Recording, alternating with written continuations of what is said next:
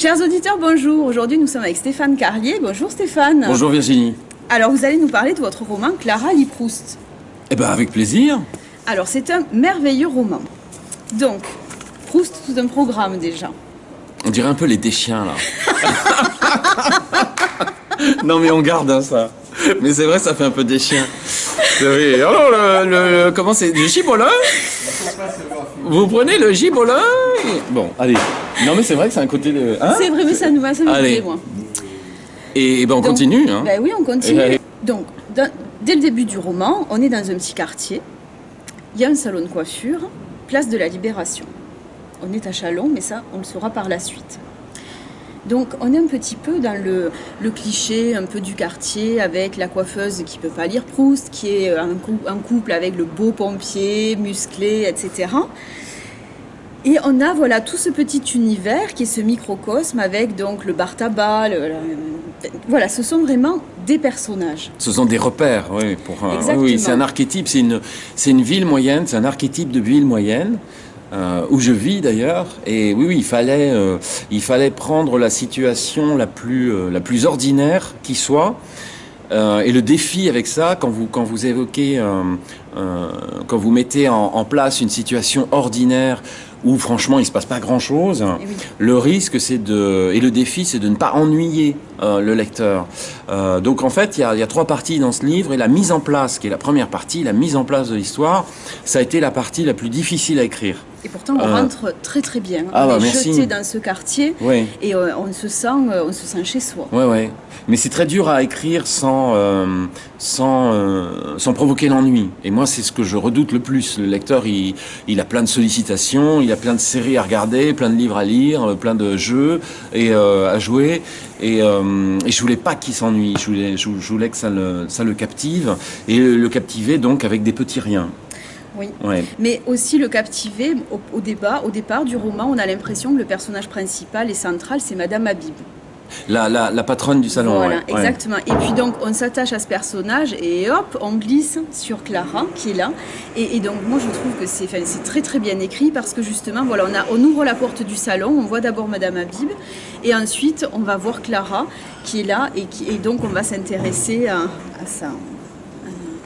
sa vie, quoi. À sa vie, bah oui, à sa découverte, à oui, à ce qui va se passer dans... Oui, bien sûr, ouais. Exactement. Oui. Et donc ça, je trouve que on ouvre la porte du salon et on arrive là-dedans. Donc ensuite, on est toujours dans l'humain. On a la sensation que, donc un jour, voilà, Clara, on va pas trop dévoiler parce qu'il faut vraiment lire cet ouvrage. Un jour, elle coiffe un monsieur qui vient là pour la première fois, et cet homme a un livre. De lui, elle ne retiendra que ses longues mains. Et pourtant, il laissera un livre sur lequel sera écrit « Vous avez une jolie âme », enfin c'est souligné dans le texte, « Vous avez une jolie âme, d'une qualité rare, une nature d'artiste, ne la laissez pas manquer de ce qu'il lui faut. » Ah oui, oui. Oui, ça c'est une belle phrase de Proust. En fait, c'est un client, en fait c'est un salon d'habitués. Surtout des femmes, c'est un salon qui tourne sur des habitués, et un jour ce type se pointe, elle le connaît pas, il lui fait quand même un petit effet, on sent qu'elle est un petit peu émue, il y a une petite émotion sensuelle, et ce type qu'elle coiffe laisse derrière lui, alors est-ce qu'il l'oublie, est-ce que c'est volontaire, on ne sait pas, je laisse à l'appréciation du lecteur, il laisse derrière lui un livre au format de poche, qui est un des tomes, le premier tome de La Recherche du temps perdu, et quand elle l'ouvre, elle tombe effectivement sur cette phrase soulignée, qui est une très très belle phrase du côté de chez Swann, oui, qui est une phrase, je crois que Bergotte, c'est Bergotte qui dit ça au petit narrateur, au petit Marcel. Et c'est vrai que moi, en tant que lectrice, je me suis dit, en fait, ce livre se transmet de main en main, et quand il trouve la bonne personne, quelque chose fait qu'il l'oublie, pour ne pas le donner directement, parce que c'est vrai que quand on donne un livre directement, il y a quand même un engagement, alors que si on l'oublie, la personne le prend, il l'attend finalement, le livre l'attend, on ne le lui donne pas. Ah oui, c'est pas... Oui, ça me rappelle ça m'a rappelé, quand j'ai écrit cette scène, ça m'a rappelé un truc formidable. le père d'Alexandre Jardin, donc il s'appelait Pascal Jardin. Donc Alexandre Jardin raconte ce souvenir. Son père, c'était Pascal Jardin, un très grand scénariste français, scénariste du Vieux Fusil, etc. Et ce type avait du génie. C'était un type extraordinaire, Pascal Jardin. Et à l'époque, il y avait en France des cabines téléphoniques. Et Pascal Jardin, Pascal Jardin laissait des billets de 500 francs dans les bottins.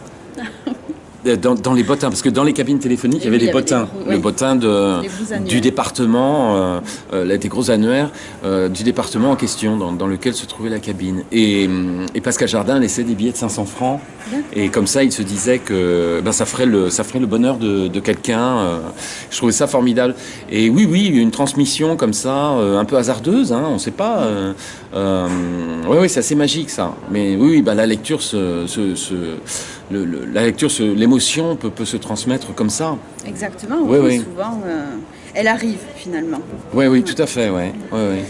Donc, Clara va se mettre à lire cet ouvrage, et là, elle va, donc, au début, elle se disait, moi, Proust, c'est pas pour moi, et finalement, elle a un peu de difficulté à rentrer dedans au début, Oui, un peu. Mais une fois qu'elle est rentrée, c'est tout un univers qui s'ouvre à elle. C'est exactement ça, c'est comme, c'est comme à l'époque de Proust, il y avait ce qu'on appelait les petits jardins japonais qu'on mettait dans l'eau, et c'était des petits montages en papier, et quand on les mettait dans l'eau, quand on les plongeait dans l'eau, ça s'ouvrait comme des, c'était très beau. Oui, c'est pareil, ça va s'ouvrir en elle.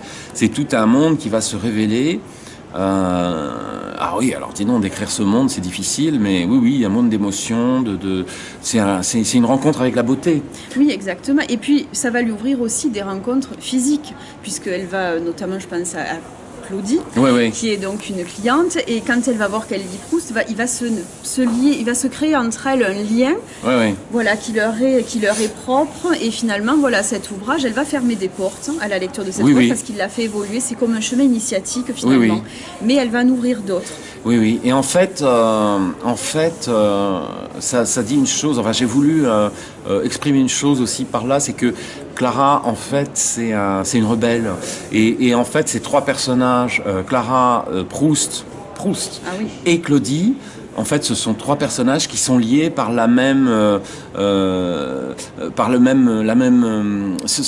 ont la même définition, en fait. Ce sont trois personnages rebelles. Ce sont, en anglais, on dirait freaks. Et en fait, ce sont des gens qui sont un petit peu en dehors de la vie. Ce sont des âmes poétiques aussi. Et ces trois personnages-là qui sont pas ordinaires. En fait, Clara, on pense qu'elle est ordinaire, mais elle n'est pas ordinaire. Ça me plaisait beaucoup d'en faire le parallèle avec Proust, qui est un esprit extraordinaire pour le coup, et dans cette lectrice lambda de trouver ce qu'il y avait d'extraordinaire comme ça.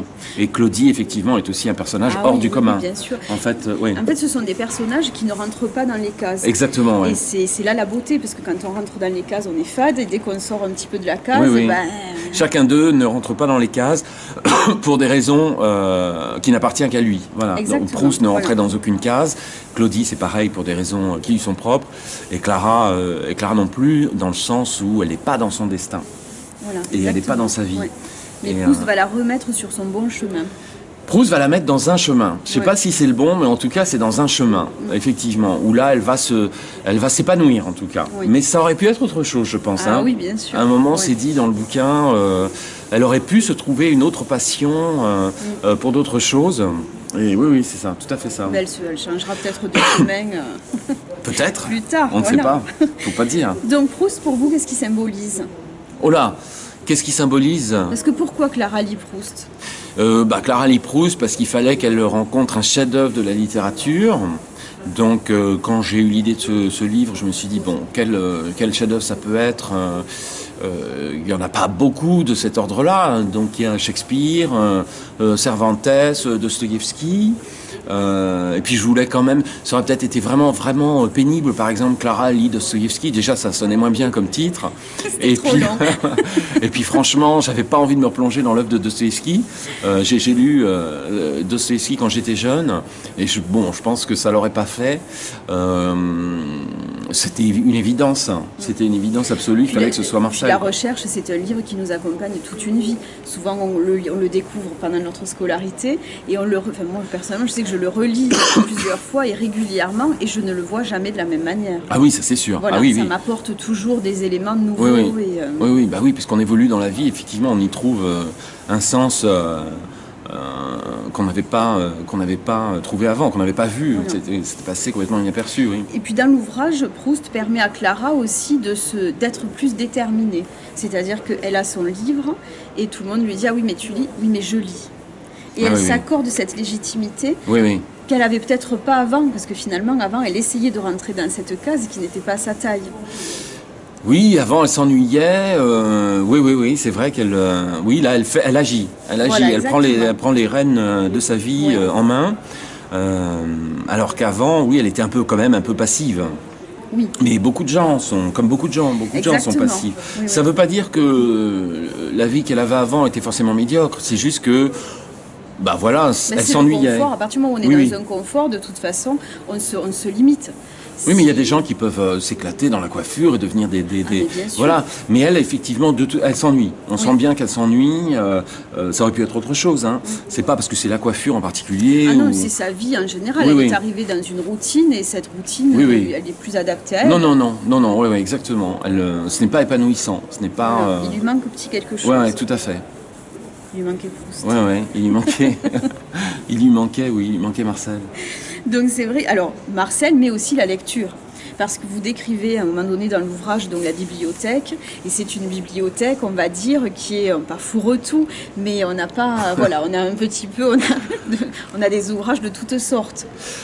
Elle a offert souvent, donc elle a entreposé dans cette bibliothèque, mais voilà. Et oui, avant Proust, cette bibliothèque, elle est réduite, Et à partir de là, de bric et de broc. Voilà, elle va chez le libraire, donc il y a ce lien aussi avec le personnage du libraire, si oublié aujourd'hui et qui transmet les livres et qui y a toujours le petit mot, puis il y a des petits quiz entre eux, il y a cette petite complicité aussi. Oui. Et il ne faut pas trop en dire. Parce qu'en plus c'est un livre court. Donc, il se lit très très vite et puis on en veut d'autres, c'était pas assez long. Ah ouais, on me dit ça beaucoup. Oui. J'ai un peu ce défaut d'être un peu trop expéditif, donc je travaille là sur le prochain, je vais éviter d'être riche. C'est vrai, je l'ai mis en gros sur ne sois pas expéditif, entre parenthèses, ton défaut avec je ne sais combien de points d'exclamation. Voilà. Et alors le prochain justement le prochain, incroyable, parce que en fait, au printemps 2022, quand je finissais Clara, j'ai fini Clara au printemps 2022, j'ai basculé dans un livre, j'ai entrepris l'écriture d'un livre très différent que je voulais vraiment à l'opposé de Clara, comme souvent, j'ai pas envie de refaire la même chose, donc là j'ai basculé dans un polar, qui est d'un genre auquel je me suis jamais frotté, et donc j'ai basculé dans un polar et j'ai eu l'idée de raconter l'histoire d'un polar qui se passait dont le personnage principal est une romancière qui s'appelle Suzanne Cooper, une romancière anglaise établie à Paris, et ce polar se passe en fait à Monaco pendant le salon du livre. Nous sommes aujourd'hui. Ouais. Et ça, c'est juste dingue. Donc, j'ai commencé à écrire ce livre au printemps 2022. Et en janvier 2023, quand le livre était bien avancé, je reçois un coup de fil du Salon du Livre de Monaco qui me dit qu'ils veulent m'inviter au Salon du Livre de Monaco. J'ai cru que c'était un canular, parce qu'en fait, personne ne savait que je travaillais. Il a dit non, je viens pas. Et c'est fou, parce que... c'est dingue quand même, cette coïncidence. C'est une synchronicité. Ah oui, c'est complètement fou, parce qu'en plus, j'étais plus du tout en promotion, donc j'étais plus invité nulle part. J'étais plus en promotion, j'étais en phase d'écriture, donc mon éditeur avait pour consigne de plus me transmettre, de dire non à toutes les invitations. Et Monaco, ils m'ont contacté personnellement, directement. C'est juste assez incroyable. Et donc, je suis comme un enfant, là, depuis que j'ai mis les pieds dans ce salon à Monaco, parce que je note tout, et je suis dans l'endroit de mon livre. Mais je vous observais tout à l'heure, et vous êtes souriant depuis le début de la matinée. Spectateur, vous vivez pleinement la journée. Là. Ah oui. C'est incroyable de se retrouver dans le décor d'un livre dont c'est fou quand même. Et quand j'ai eu l'idée de ce livre au printemps, 22, je me suis dit, bon, voilà, c'est un polar, bon, il va y avoir un crime et tout. Ah oui, tiens, j'aimerais bien que ça se passe dans un salon du livre. Et puis je voulais un endroit beau et clinquant. Je voulais que ce soit clinquant pour justement, pour que ce soit vraiment le moins approprié. Enfin, je veux dire, bon, ça aurait été un salon du livre à Brive-la-Gaillarde, que j'aime beaucoup, hein, par ailleurs. J'adore aller à Brive, surtout qu'ils m'invitent. Vous avez entendu les organisateurs de Brive-la-Gaillarde, il adore le salon. Mais ça aurait pas eu le même truc. Je voulais vraiment un endroit clinquant pour que ça fasse bien ressortir le cadavre qui est planqué quelque part à Monaco. Et ouais, voilà. Incroyable la vie quand même. Hein. Ah oui, c'est marrant. Quand ça doit arriver, ça arrive. Ouais. Donc là, ce sera courant 2023 ou 2024? Non, il sort en octobre de cette année. Là, on termine vraiment, on est dans la phase finale. Ça y est, il est écrit, on reprend. L'écriture, c'est surtout un travail de reprise. Bien sûr. Et donc, c'est la phase un peu à la fois très fatigante et très pénible et à la fois complètement jouissive parce que vous voyez vraiment, on s'approche vraiment de la phase finale du texte. C'est le travail de l'orfèvre, là, le premier jet. Là, c'est vraiment, oui, là, là, on est dans le polish, quoi. De vernis, bon, tout à fait. Super. Ouais. Bon, donc vous l'aurez compris, en octobre, le nouveau. Mais en attendant, Clara lit Proust. Donc vraiment, voilà, moi j'adorais, j'aime beaucoup votre écriture qui est très fluide. Ça se lit très facilement, on rit beaucoup. Moi j'ai beaucoup ri. On a quelques larmes aussi, il y a 2-3 épisodes où les larmes arrivent. Donc non, vraiment, la fête des mères bientôt. Donc c'est un très beau cadeau, moi je pense. Bien, merci beaucoup. Et puis voilà, les anniversaires, tout ça, voilà, surtout Clara lit Proust, Stéphane Carlier, aux éditions Gallimard. Merci beaucoup. De rien, merci à vous. Et puis rendez-vous en octobre pour le prochain. Avec plaisir. Merci beaucoup, au revoir. Au revoir. Alain Devet, bonjour. Bonjour Virginie. Alors, nous sommes ensemble parce que donc, nous parlions tout à l'heure de l'œuvre de Stéphane Carlier, Clara lit Proust. Et donc, il y a un fameux bandeau apposé depuis aujourd'hui, donc nous l'avons en exclusivité, et qui est donc prix littéraire des Rotary Club de langue française 2022. Alors, est-ce que vous pouvez nous en dire un petit peu plus? Sur le prix littéraire, déjà, vous avez eu oui, bien sûr. Stéphane, oui.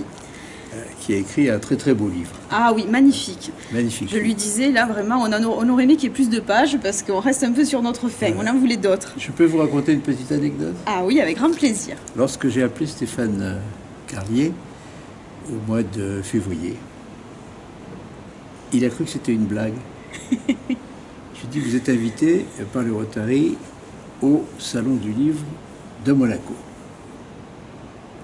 Et il va me dire maintenant, il a cru que c'était une blague parce que, après avoir écrit Clara lit Proust, il a décidé de faire un roman policier.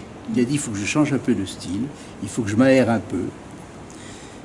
Les artistes sont tous comme ça. Oui, c'est ça.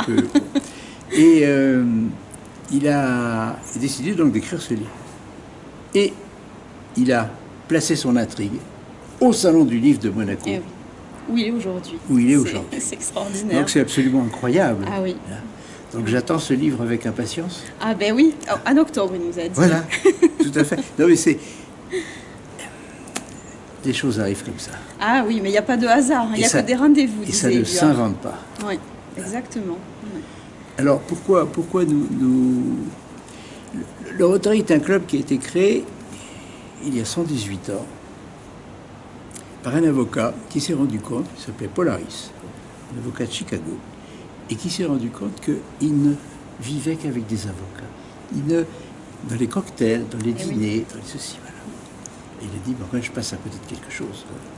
Donc il a réuni d'autres personnes, patrons de sociétés, banquiers, hommes d'affaires, entrepreneurs, etc. Et il leur a dit, et chacun a dit, mais effectivement, on est en circuit fermé. Et ils ont donc décidé de se réunir une fois par semaine. Et c'est comme ça que le Rotary a été créé. Et se réunir dans l'esprit de servir. Qu'est-ce qu'on peut apporter? Puisque maintenant on a une vision de la société. Et on a une connaissance par capillarité de la société, puisqu'on est tous un peu avec des contacts différents. Comment on peut faire quelque chose pour servir? Voilà. Alors cette grande idée s'est développée jusqu'au point où on est maintenant 1 400 000 Rotariens dans près de 40 000 clubs, dans près de 220 pays. je vous parlais de la Turquie, par exemple. Oui. Le séisme, le double séisme arrive en Turquie. Il se trouve qu'à Monaco, il y a 122 nationalités. Au Rotary, nous avons 12 ou 13 nationalités, dont un Turc, consul de Turquie à Monaco, et qui a une société qui envoie des satellites. D'accord. Et il y a un satellite monégasque qui tourne autour de la Terre. Et immédiatement, on a réagi, on a pris contact avec le gouverneur de la région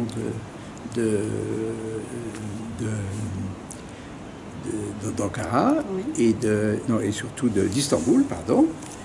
Et immédiatement, lui nous a dit, nous, voilà ce dont nous...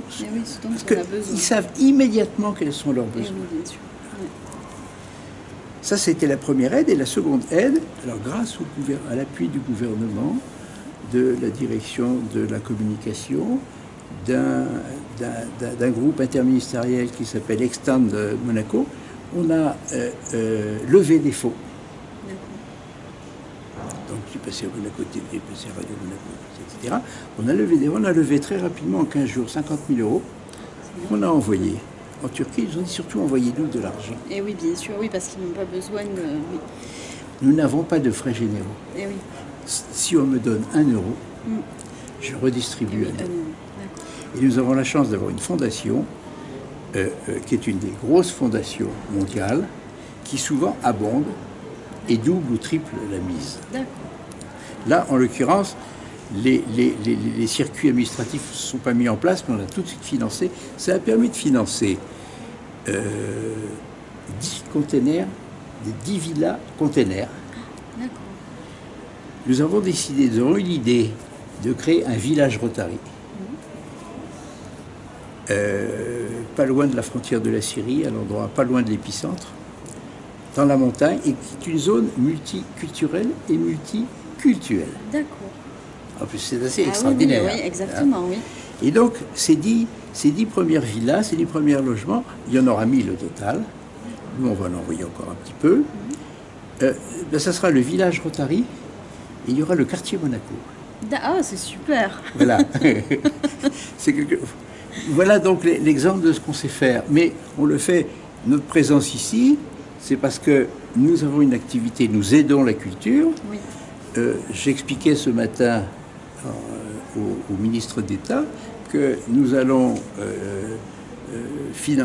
financé 170 places pour un théâtre qui s'appelle le Théâtre des Muses. Ceci pour permettre l'accès à la culture pour tous. Oui, donc ces places sont remises aux personnes qui n'ont pas l'habitude ou qui craignent ou qui n'ont pas les moyens d'aller au théâtre. Les caissiers de supermarché, les chauffeurs, les chefs de chantier, etc. Enfin, toutes ces personnes qui gravitent dans Monaco, toutes n'habitent pas à Monaco parce que c'est pas à la portée de tout le monde de vivre à Monaco, mais en revanche, ils ont leur activité à Monaco. Et oui. Ils contribuent au développement de la société. Oui. Tout à fait.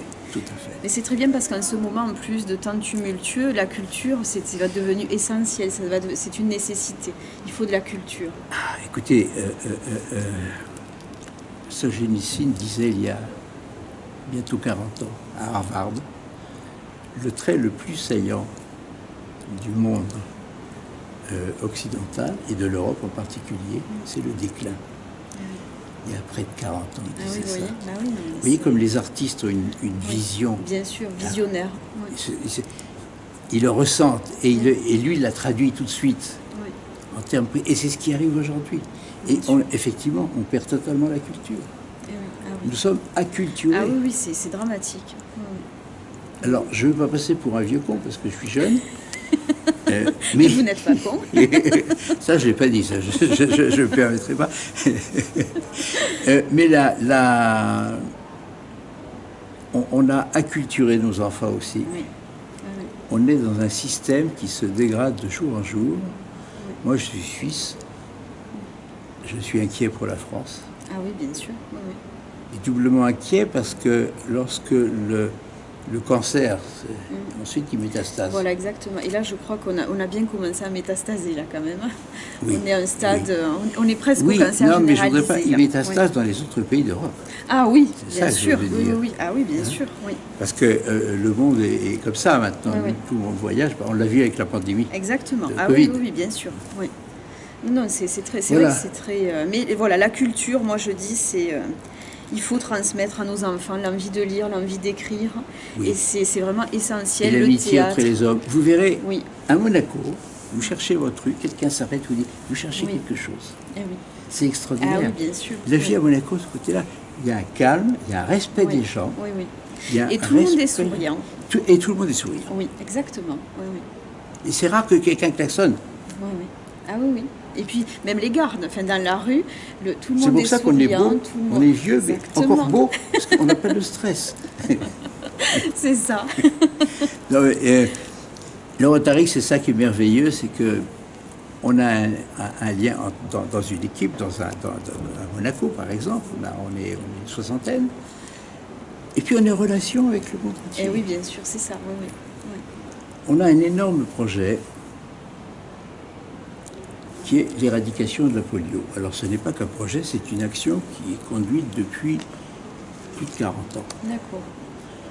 En 1980, il y avait à peu près 1100 jeunes touchés par la polio tous les jours dans le monde, plus particulièrement dans 145 pays du monde.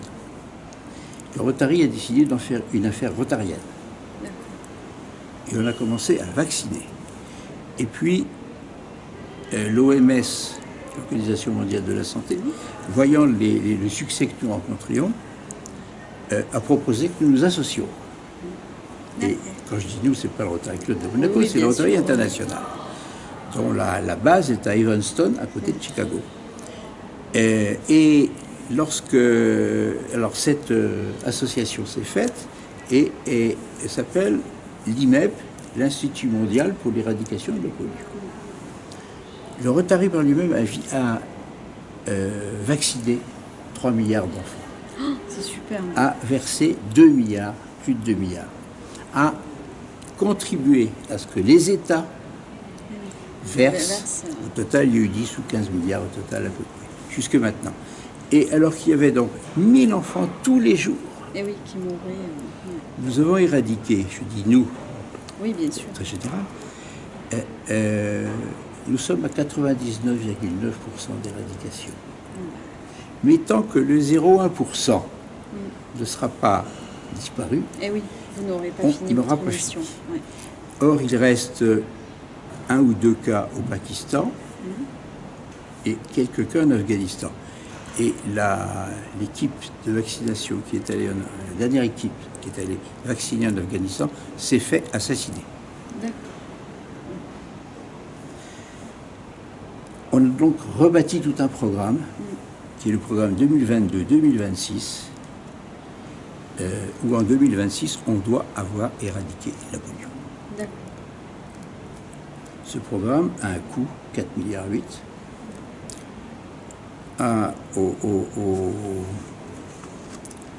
C'est pas le salon, enfin disons au Salon mondial de la santé qui s'est tenu à Berlin au mois d'octobre, Jennifer Jones, qui est la présidente du Rotary, a levé 2,4 milliards. 2,6 milliards, pardon. Dans ces 2,6 milliards, il y a 1,2 milliard de M. Bill Gates. D'accord. Il reste 2,2 milliards à trouver. Jennifer Jones a l'intention de lancer un grand message, certainement avec le souverain, D'accord. pour appeler le monde à financer ces 2,2 milliards. Et en particulier, on voit que les États sont tous endettés. Ah oui, bien sûr. Ouais. Et il ne s'agit pas que les États commencent, et que les gens sont pauvres aussi.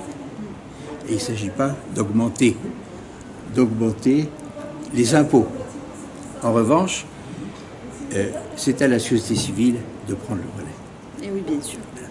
N'augmentons pas les impôts, mais que la société civile finance, apporte des financements pour ces 2,2 milliards et qu'on éradique la polio une fois pour toutes. Bien sûr. Les pandémies vont nous arriver les unes derrière les Ah oui, autres. oui. Réglons les problèmes. Au fur et à voilà. mesure, bien sûr. On a connu la Covid, on s'est fait tous prendre à contre-pied. Et aujourd'hui, ça c'est l'action phare Oui. du Rotary.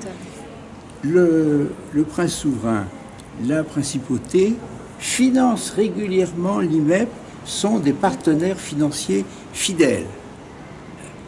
Et je pense qu'on va aller plus loin et faire une très grosse action pour, c'est en réflexion, pour absolument lancer cet appel mondial qui sera adressé à l'ensemble des agences de presse dans le monde entier, sous embargo, et qui sortiront tous comme le Beaujolais nouveau, à la même heure. Et ça sera quand même mieux que le Beaujolais nouveau. Très bien. Ben, merci infiniment. C'était un plaisir. Et voilà, donc Clara Lee Proust, un livre extraordinaire, récompensé par les Rotary Club. Et si vous voulez devenir rotarien, lisez Clara Lee Proust. Exactement. Et si vous avez envie de participer au Rotary, n'hésitez pas, il y a des Rotary à peu près partout. Oui. Prenez contact avec eux. Et si vous avez le profil qui correspond au club que vous rencontrez, n'hésitez pas. À un moment où tous les gens ne pensent plus qu'à leur nombril. Exactement, oui. Alors il y a la culture d'un côté, le manque de culture, et de l'autre côté, plus la mondialisation se développe, plus l'individualisation se referme, bien sûr. Ouais. Ah, oui. Donc, il faut ouvrir. Ouvrons. Oui, exactement. Ouvrons notre cœur, notre portefeuille. Oui. Voilà, Bien sûr. Et j'ajoute que nous sommes des bénévoles et que quand on me donne 1 euro, je distribue 1 euro. Oui. Voilà. Très bien. Merci beaucoup Julie, c'était un plaisir. Merci infiniment. Plaisir partagé. Voilà. À très bientôt. À très bientôt. Merci. Au revoir. Au revoir.